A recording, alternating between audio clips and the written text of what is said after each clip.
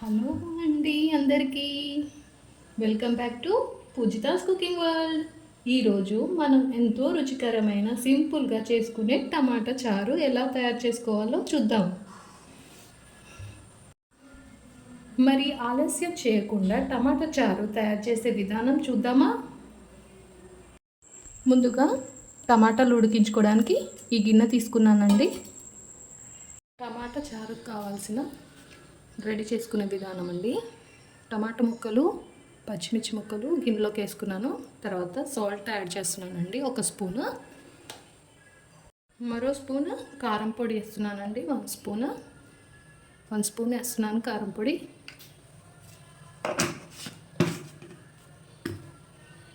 ఒక స్పూను పసుపు వేస్తున్నానండి.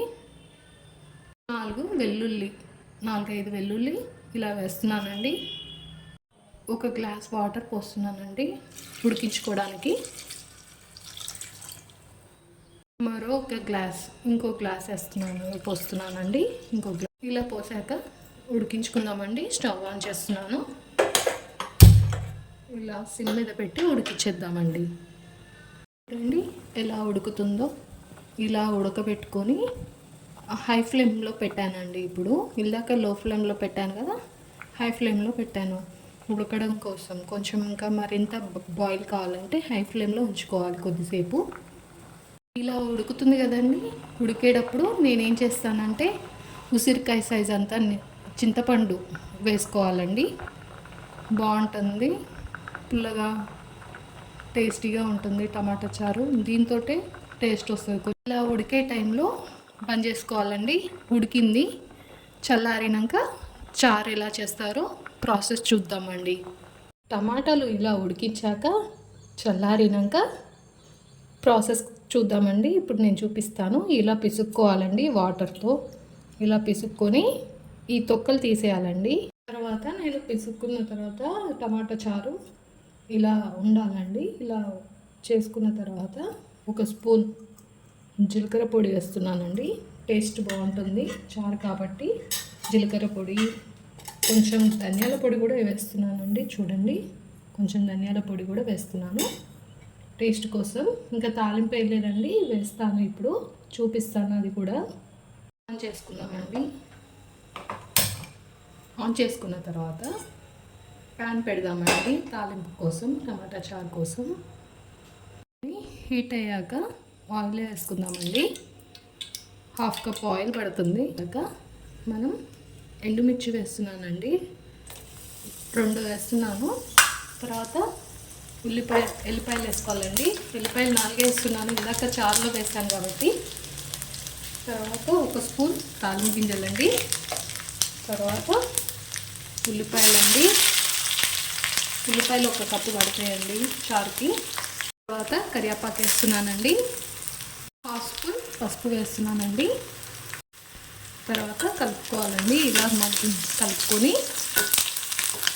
స్టవ్ బంద్ చేసుకోవాలండి. పోపు చారులకు వేస్తున్నానండి, టమాటా చారులకి వేసుకోవాలండి. స్టవ్ ఆన్ చేసుకొని కొద్దిసేపు మరిగిద్దామండి. పోపు వేసాం కదా, టమాటా చారు టేస్ట్గా రావాలంటే కొద్దిసేపు మరిగించుకోవాలండి.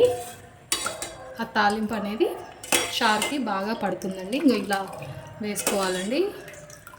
ఇలా చేసుకుంటే చాలా బాగుంటుందండి.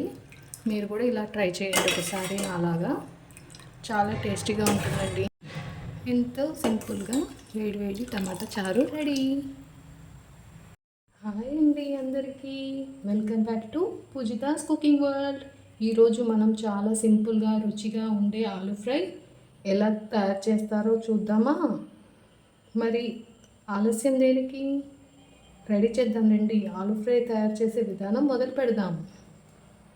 ముందుగా ఆలుగడ్డలు శుభ్రంగా కడుక్కోవాలండి. కడుక్కున్న తర్వాత ఇలా చిన్నగా ముక్కలుగా తరుక్కోవాలి, కట్ చేసుకోవాలి. ఈ సైజులో కట్ చేసుకోవాలి ఆలు ఫ్రైకి. కొందరు ఉడకబెడతారు, నేను ఉడకబెట్టనండి. అలా ఉడకబెట్టకుండా చేసుకుందామండి. స్టవ్ ఆన్ చేశాక సిమ్ మీద పెట్టి, ఇప్పుడు ప్యాన్ హీట్ అయ్యాక 1/2 కప్ ఆయిల్ వేస్తున్నానండి. ఆలు ఫ్రై కాబట్టి ఆయిల్ పడుతుంది.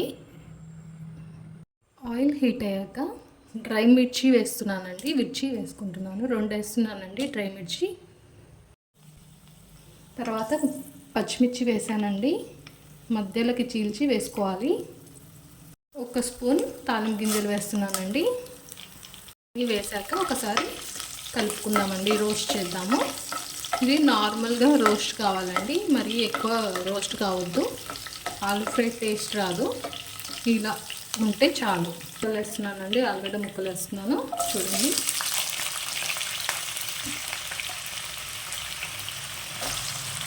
ఇందాక ఉప్పులో నానబెట్టానండి, ఇవి నలుపు రాకుండా వాటర్లో కోసి పెట్టుకోవాలి. ముక్కలు మాత్రం నలుపు రావండి, మంచిగా ఫ్రెష్గా తాజాగా ఉంటాయి, ఇలా ఉంటాయి, కలర్ మారవు. మీరు కూడా ఉప్పులో వేసి కట్ చేసినాక ఉప్పులో వేయండి, బాగుంటుంది. ఇలా వేసుకోవాలండి. తర్వాత కలుపుకోవాలండి, ఇలా కలిపేసుకోవాలి. వేసాక ఇలా మీడియం ఫ్లేమ్లో పెట్టుకొని కొంచెం పసుపు వేసుకోవాలండి, 1/2 స్పూన్ పసుపు పడుతుంది. 1 స్పూన్ సాల్ట్ అండి. తర్వాత కలిపేసుకోవాలండి బాగా, పసుపు సాల్ట్ మిక్స్ కావాలి బాగా. ఇప్పుడు మూత పెట్టుకొని ఉడికించుకోవాలండి కొద్దిసేపు.